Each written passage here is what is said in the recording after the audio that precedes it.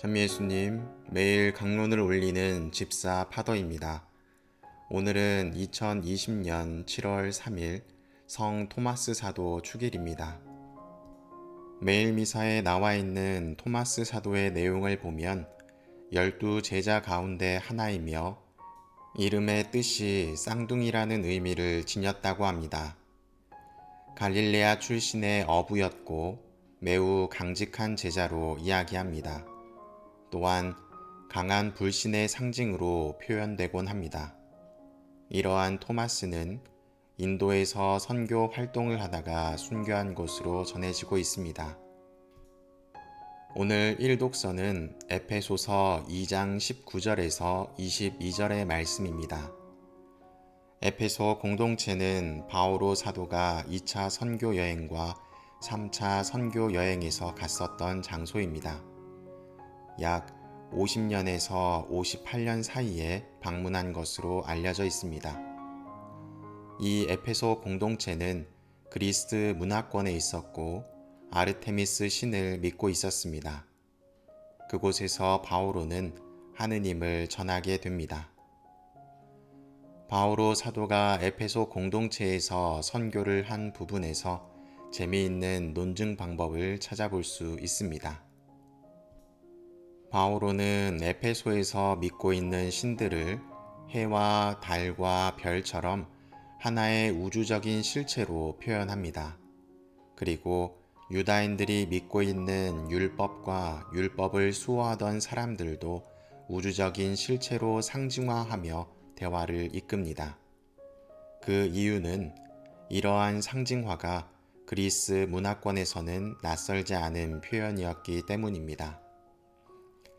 인간이 하느님에게서 떨어져 나가면 하느님께 대항하는 이런 영적 세력들의 노예가 되고 동료 인간들과도 원수가 되어 그들에게서도 떨어져 나간다고 표현합니다.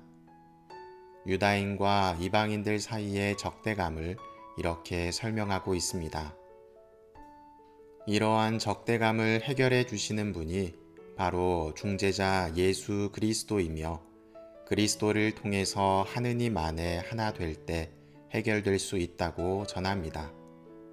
그러면서 에페소서는 하느님을 알지 못했던 무지에서 이제는 알매 단계로 넘어갔으니 적대감으로 갈라서지 말고 일치되어 살아있는 공동체를 갖추라고 전하고 있습니다.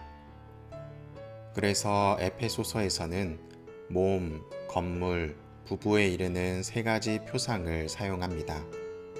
그리고 오늘 사용되는 두 번째 표상인 건물로서 하느님과 유다인 그리고 이방인들이 어떤 관계를 맺는지 표현해주고 계십니다. 일독서에서는 형제 여러분이라는 말로 시작합니다. 에페소 공동체가 외국인도 이방인도 아니며 한 가족이라고 표현합니다. 그들과 한 가족이 될 수 있는 이유는 사도들과 예언자들의 기초 위에 세워진 건물이고 그리스도 예수님께서는 바로 모퉁이 돌이시기 때문이었습니다. 이 건물은 그리스도 안에서 전체가 잘 결합된 건물이며 주님 안에서 거룩한 성전으로 자라납니다. 여러분도 그리스도 안에서 성령을 통하여 하느님의 거처로 함께 지어지고 있습니다. 수원교구 신갈성당에 가면 이런 그림이 붙어 있습니다. 이 그림은 예수님과 성모님의 성화인데 작은 부분들이 모여서 하나의 성화로 만들어진 것을 볼 수 있습니다. 저 하나하나의 부분들에는 신갈성당 신자분들의 얼굴이 담겨 있습니다. 작은 부분들이 모여서 그리스도를 형상화하는 것이죠. 오늘 에페소서에 나오는 건물의 비유를 읽으며 이 성화가 떠올랐습니다. 에페소 공동체의 사람들은 이방인이었고 외국인이었지만 그리스도를 통해서 하나 된 가족으로 변화됩니다. 그들은 하느님을 알지 못했던 무지에서 이제는 알매 단계로 넘어갑니다. 그를 통해서 하느님과 일치된 관계로 변화되며 각자의 모습으로 그리스도를 증명하는 존재로 거듭나게 됩니다. 오늘 복음은 토마스 사도에 관한 내용이 나오는 요한복음의 말씀입니다. 요한복음 20장 24절에서 29절인데 오래전 이 복음은 불신앙의 토마스라는 이름으로 불리기도 했습니다. 그러나 현대에 와서는 그 의미가 변화되게 됩니다. 여러분도 잘 아시듯이 예수님께서 돌아가시고 부활하신 뒤에 제자들이 있는 곳에 예수님께서는 방문하셨습니다. 그런데 그 자리에 토마스 사도는 있지 않았습니다. 그래서 토마스는 예수님의 부활을 보지 못했고 나는 그분의 손에 있는 못자국을 직접 보고 그 못자국에 내 손가락을 넣어보고 또 그분 옆구리에 내 손을 넣어보지 않고는 결코 믿지 못하겠소 라는 유명한 말씀을 하게 됩니다. 얼마 뒤 부활하신 예수님께서 제자들을 방문하셨고 그 자리에는 토마스도 함께 있었습니다. 그리고 예수님께서는 평화를 빌어주시고 난 뒤에 내 손가락을 여기 대보고 내 손을 보아라. 내 손을 뻗어 내 옆구리에 넣어 보아라. 그리고 의심을 버리고 믿어라. 라는 말씀을 하십니다. 자신의 눈으로 직접 예수님을 마주한 토마스는 저의 주님, 저의 하느님이라고 고백하며 믿게 됩니다. 그리고 예수님은 이렇게 말씀하십니다. 너는 나를 보고서야 믿느냐? 보지 않고도 믿는 사람은 행복하다. 예수님의 이 마지막 말씀 때문인지 보지 않고 믿지 않았던 토마스는 불신앙의 상징으로 여겨지게 됩니다. 여러분에게 토마스는 어떤 인물로 여겨지시나요?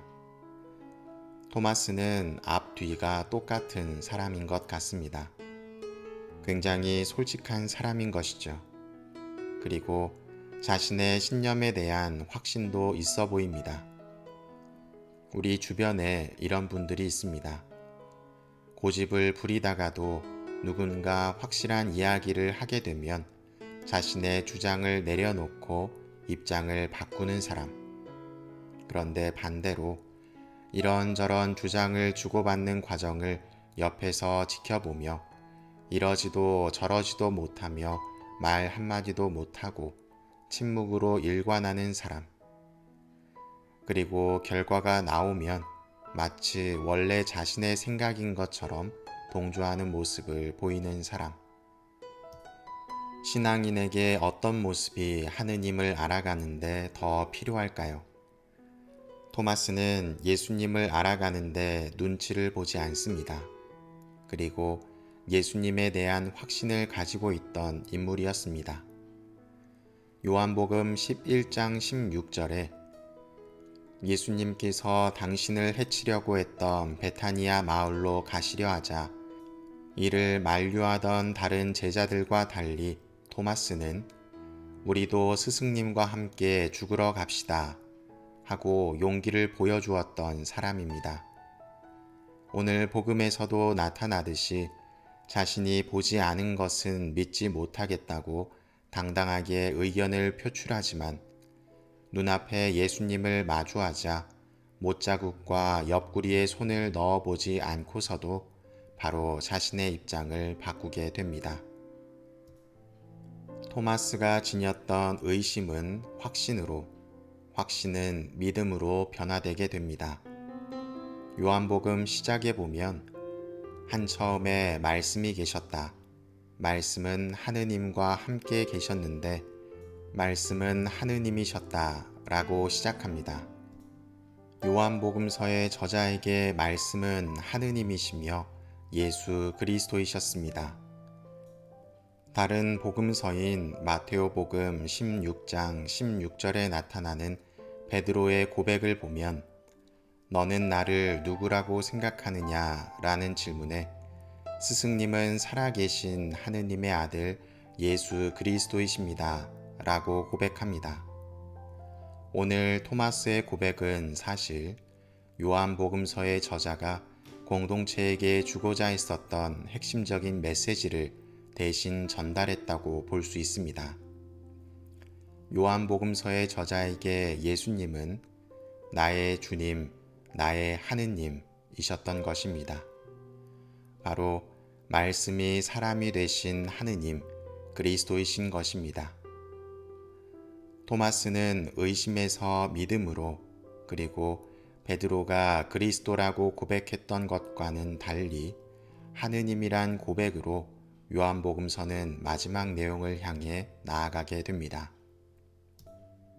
우리의 신앙은 무지에서 알므로, 알에서 의심으로, 의심에서 확신으로 넘어가는 단계를 거쳐야 합니다.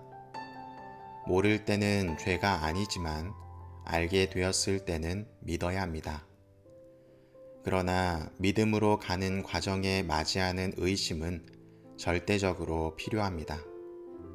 의심은 다시 무지를 깨닫게 하고 더 커다란 알므로 이끌기 때문입니다. 토마스는 자신 있게 자신의 무지와 의심을 표현했고 더 커다란 믿음을 얻게 됩니다. 우리의 신앙은 무지에 대한 인정과 의심의 과정 없이 정답만을 얻으려 하는 쉬운 신앙생활을 추구하고 있는 것은 아닐까 생각해 봅시다.